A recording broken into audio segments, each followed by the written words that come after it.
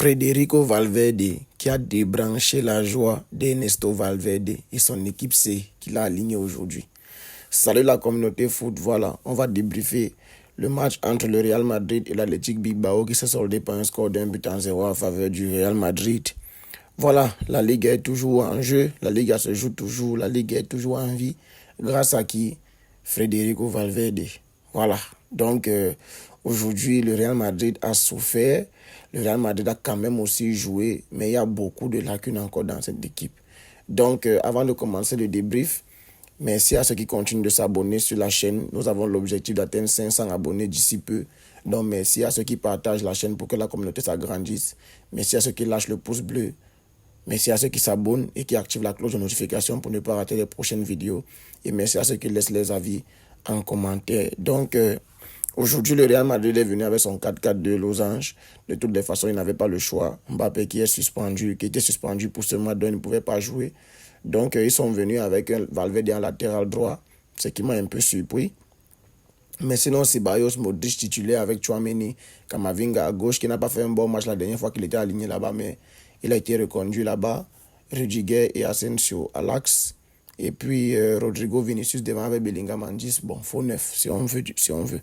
Donc, le Real Madrid est venu aujourd'hui avec une approche simple. Donner à Vinicius pour qu'il fasse les différences. Bellingham qui va faire ses appels dans la surface adverse. Rodrigo qui va aussi gérer de son côté et tout. Sauf que le Real Madrid, toujours, il n'y a pas cet équilibre. Toujours pas d'équilibre collectif, en fait. Défensivement, c'était solide. Oui, défensivement, quand même, ça se gérait. Tu ne voyais pas comme si la défense était désordonnée. La défense ne savait pas quoi faire. Non, la défense était bien concentrée aujourd'hui. Et merci surtout à... le Real Madrid peut bien remercier Asensio. Parce que si Asensio n'est pas la révélation du Real Madrid cette saison, le Real Madrid est déjà largué dans toutes les compétitions depuis au moins 2 mois. Sa rapidité et la façon qu'il a, cette capacité qu'il a de couvrir les espaces, son intelligence de placement et de jeu quand même, ce n'est pas à négliger. Et surtout sa vitesse. Il ne se fait pas dépasser par n'importe qui. Même si le défenseur, quand je vois les buts qu'on a encaissés hier, si on avait un Asensio en défense, jamais on encaisse ses buts parce que lui, il va tellement vite. Il va vite. Rudiger qui se prend déjà pour un 9, je ne sais pas pourquoi il monte déjà beaucoup. Il se prend pour Gérard Piqué ou bien il se prend pour Luis Suarez. Je ne sais pas pourquoi il monte comme ça.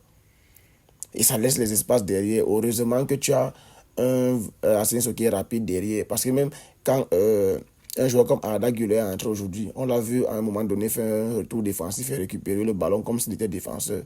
Tout ça parce que Rudiger monte. Si Rudiger se permet de monter comme ça depuis ce dernier match, c'est que ce sont les consignes du coach. Parce que ça cherche beaucoup à centrer. Mais contre Arsenal, on a bien vu comment les centres ne servent à rien. Vinicius de son côté qui créait les différences, mais il était tellement esselé de son côté. Donc ces gens, on donne le ballon à Vinicius, merci Dieu qu'il fasse ce qu'il veut avec, qu'il fasse les différences et nous on attend le ballon ici. C'est la même chose à droite. Plusieurs fois tu vois Rodrigo le ballon, il n'a personne avec qui il peut combiner. Valverde qui fait un très gros match aujourd'hui en dehors de son but même. À un moment donné, il frappe à côté. Bref, ses frappes sont tout dangereuses. 2 fois, il a frappé à côté. L'autre qui prend le petit filet et l'autre qui n'est pas cadré avant de finalement marquer. Mais c'est le seul qui venait aider Rodrigo offensivement. Le reste, il n'y avait aucun milieu. On m'a beaucoup vanté Ceballos ces derniers temps. Moi, je n'ai pas vu son match aujourd'hui. J'ai même vu un Modric 40 ans aujourd'hui plus qu'un Ceballos. Il n'y avait personne pour aider Rodrigo de son côté.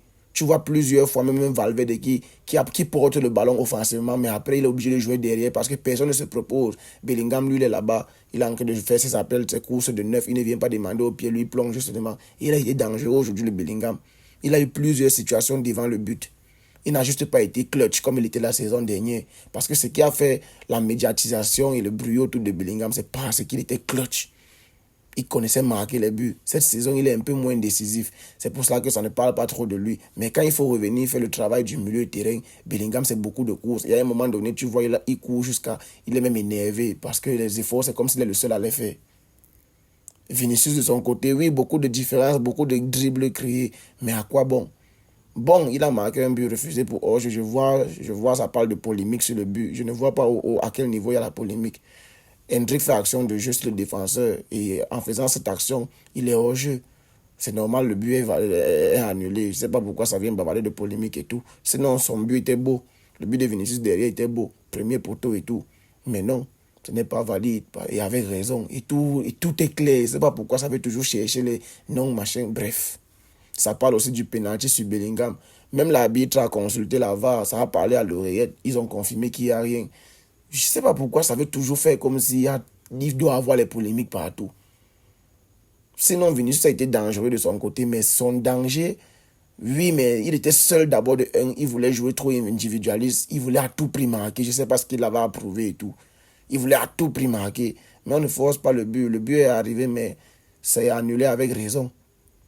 Oui, tu crées les différences, mais après, parfois tu t'embrouilles même dans tes propres dribbles. Parfois, tu pousses le ballon jusqu'à ce que ça sort.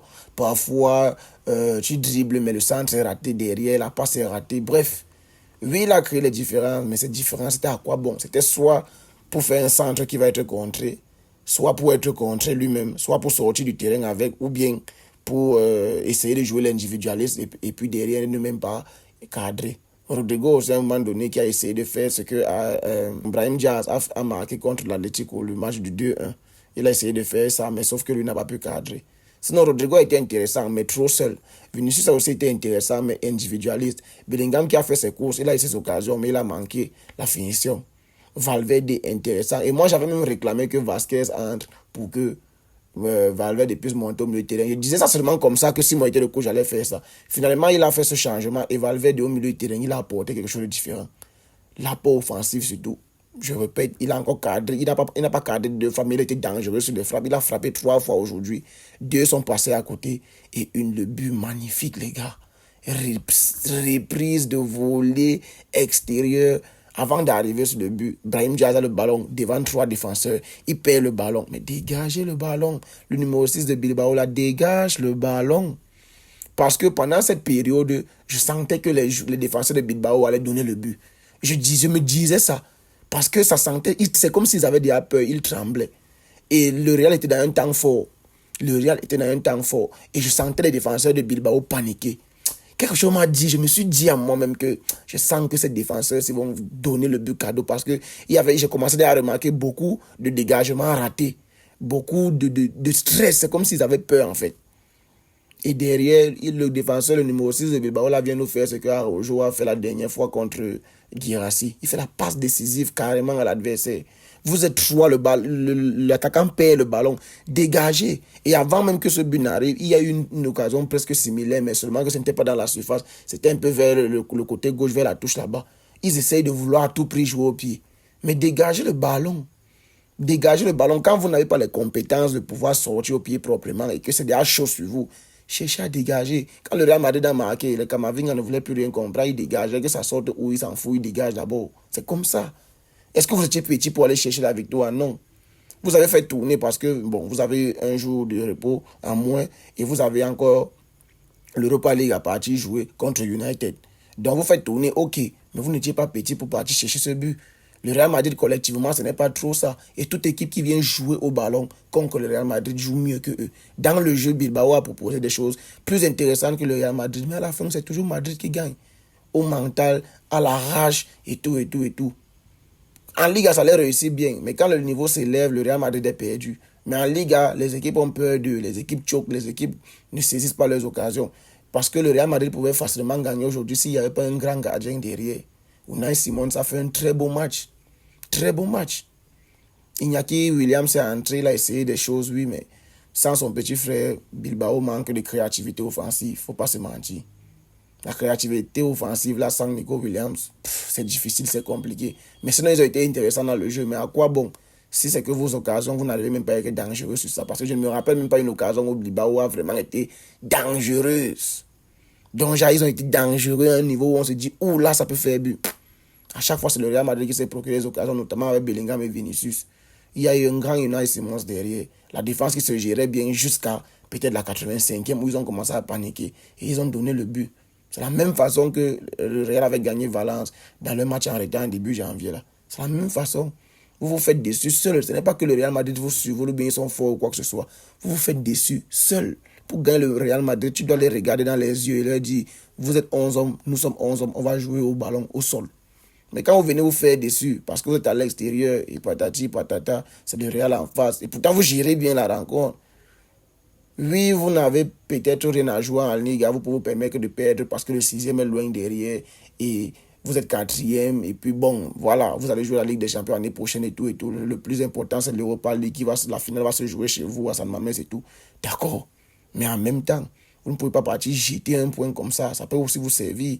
Ce n'est pas, ce n'est pas rien que de vous faire déçu comme ça, en plus en fin de rencontre.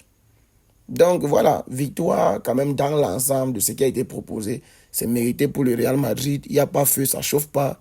Voilà, même comme le Real Madrid, tactiquement et collectivement, c'est toujours un genre.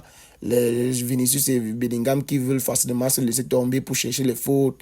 Bref, le fait a été fait quand même. Dans l'ensemble, le Real Madrid mérite sa victoire. Il nous recolle à 4 points. Il va falloir qu'on fasse le travail nous-mêmes. Voilà. On ne peut pas compter sur les tocards. Supporter le tocard est tellement dur. On ne peut pas envoyer un enfant qui va aussi faire le travail. Il fait aussi ça bien. Il faut qu'on s'en charge nous-mêmes. À chaque fois, il faut tout que ça, le sale boulot revienne à nous-mêmes de le faire.